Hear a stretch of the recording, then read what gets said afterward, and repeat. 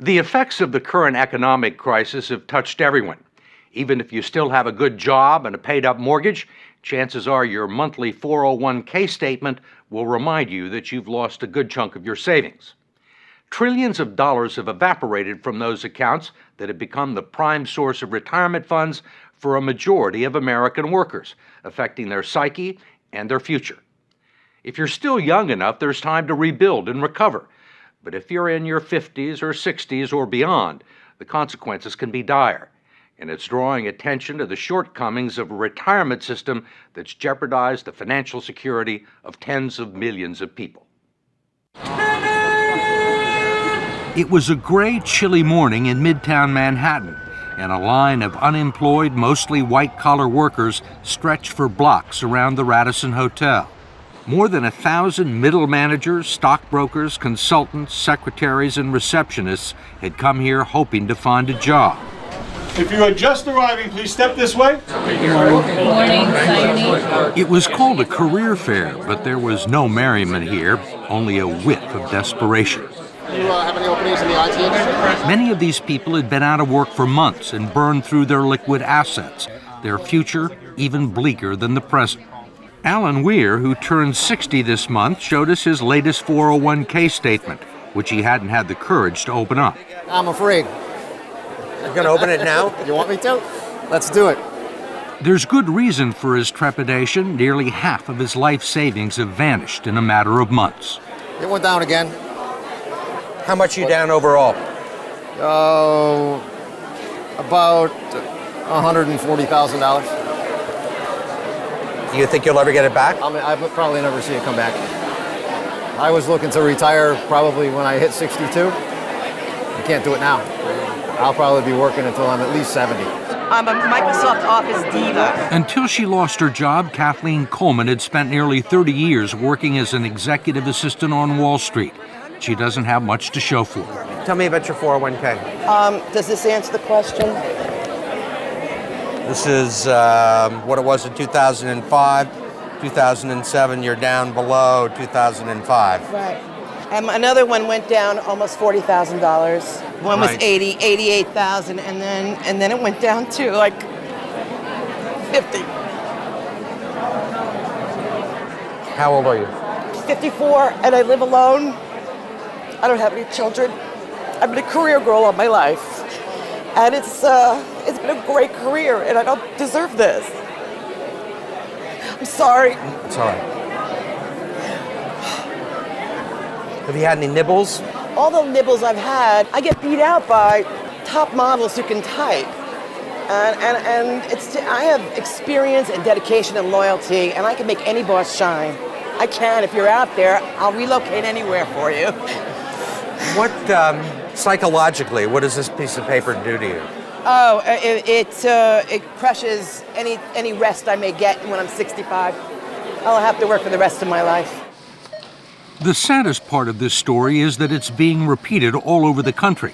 In eastern Pennsylvania, 59-year-old Iris Hans lost her accounting job and half of her 401k investments. She's now back in the workforce as a part-time cashier in a grocery store. Your debit card. You have a great day. In Dearborn, Michigan, Terry and Donna McNally are barely holding on. He lost his sales job in August.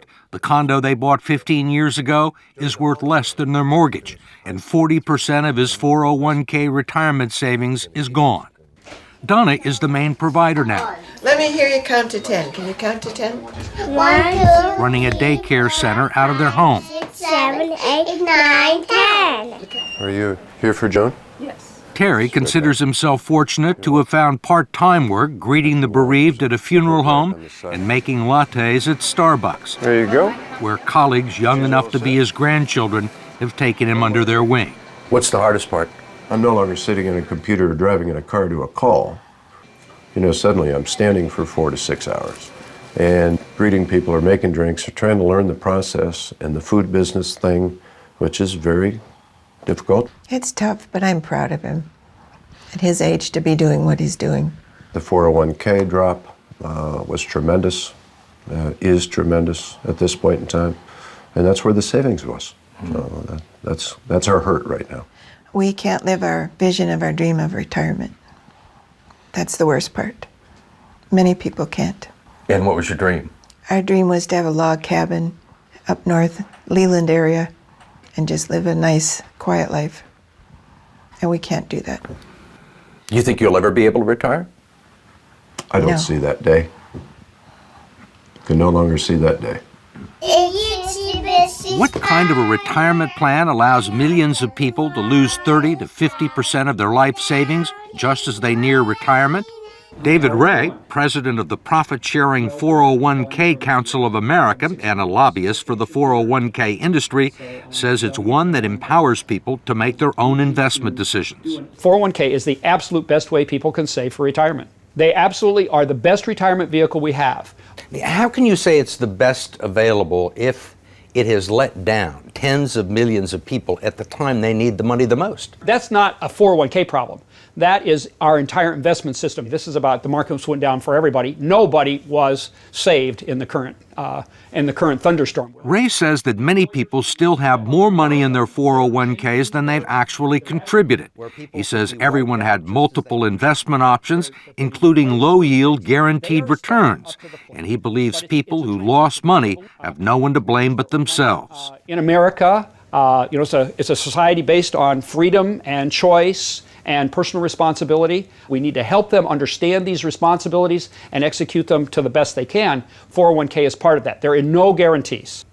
What about the people who are 63 or 64? A lot of those people were thinking about retiring. Well, and now they aren't. Well, I mean, a lot of them were retired and have to go back into the workforce. Well, but that was not a 401k problem. That's an investment system problem. The markets go up and down, and if those people chose to take equity risk, there was a logical outcome. But in fact, the 401k plans that have become the primary source of retirement income for 60 million Americans were never designed to be retirement plans in the first place.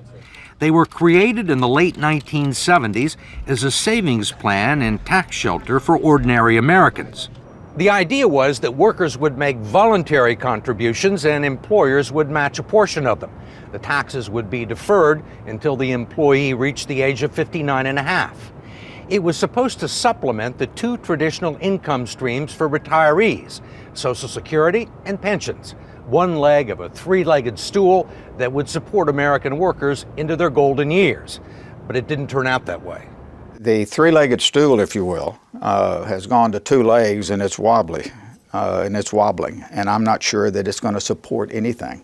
And that's the scary part, and people are afraid. Brooks Hamilton has helped design retirement plans for some of the country's largest corporations. He says 401ks turned out to be so much cheaper than funding pensions that many companies decided to freeze their pension plans and replace them with 401ks. The decision created millions of new employee investors for Wall Street and the financial community, and they pounced on the opportunity. If you go back and track the mutual fund growth in assets, and you track the growth in 401k plans, it looks like a railroad track leading to the sky. They are parallel tracks. So the big beneficiaries were the mutual funds. That's right. That's correct. When employers began turning 401ks into retirement plans, the financial community was not shy about promoting them as such. The prospect of trillions of dollars in the hands of unsophisticated investors opened the door for all sorts of potential abuses. The fact is that the typical 401k investor is a financial novice. They don't know a stock from a bond. And we give them a list of 20 or 30 mutual funds with really, really powerful names. You know, they sound like, gee, that's where I want to have my money. What are generally the quality of the mutual funds and 401k plans? Mediocre. I'm going to be real honest with you. With half the funds on the list, really dogs, what people would characterize as dogs, shouldn't be on the list to start with. There clearly has been a raid on these funds by the people of Wall Street, and it's cost the savers and the future retirees a lot of money that would otherwise be in their account, independent of the financial collapse. Representative George Miller of California is chairman of the House Committee on Education and Labor and a staunch critic of the 401k industry, especially its practice of deducting more than a dozen undisclosed fees from its clients' 401k accounts. Now you got a bunch of economic wizards jumping in and taking money out of your retirement plan, and they don't want to tell you how much. You can't decipher it in simple English, and they're not interested in disclosing it or having any transparency about it. And most of the people that look at their 401ks have no idea that these fees are being taken out. No. Where would you find it? Where would you find these fees in this prospectus? You can look on any page you want, and when you're all done reading it, and you will find some of the fees and the commissions here, but you won't find them all, and I bet you won't find half of them. There are legal fees, trustee fees, transactional fees, stewardship fees, bookkeeping fees, finder's fees, and the list goes on and on. Miller's committee has heard testimony that they can eat up half the income in some 401k plans over a 30-year span, but he has not been able to stop it. We tried to just put in some disclosure and transparency in these fees, and we felt the full fury of that financial lobbying. David Ray, a lobbyist for the 401k industry, says he favors disclosing the fees, but his partners in the financial industry don't. You think most people know these fees exist? I think they know that there are fees. They don't know exactly how large they are. Why do you think the financial services industry is opposed to fee transparency? I don't know that they're opposed to it. I think the issue is... You don't think they're opposed to it? Well, they want to keep... You're a lobbyist in Washington, right? You know they're opposed to it. George Miller hasn't been able to get a bill to the floor. I think they want to keep the systems as simple and not make changes. They like the way things are, and whenever you push people out of their comfort zones, it's an issue. I mean, they're comfortable with the situation because they're making a ton of money, or they have made a ton of money. Well, and their systems are set up in certain ways. This is going to be a big change. We wanted to ask David Ray, who's been so bullish on 401k plans, one last question about what the future holds for people like Terry and Donna McNally and Kathleen Coleman, who you met at the beginning of this story. Dedicated, loyal, I can be there, there's nothing standing in my way. Thank you. Need a babysitter? Most of the people that we've talked to are 50 and 60 years old, right, and have sustained these losses, say there is no way they're ever going to make them back. Right. Do you agree with that? I think we have to be truth tellers.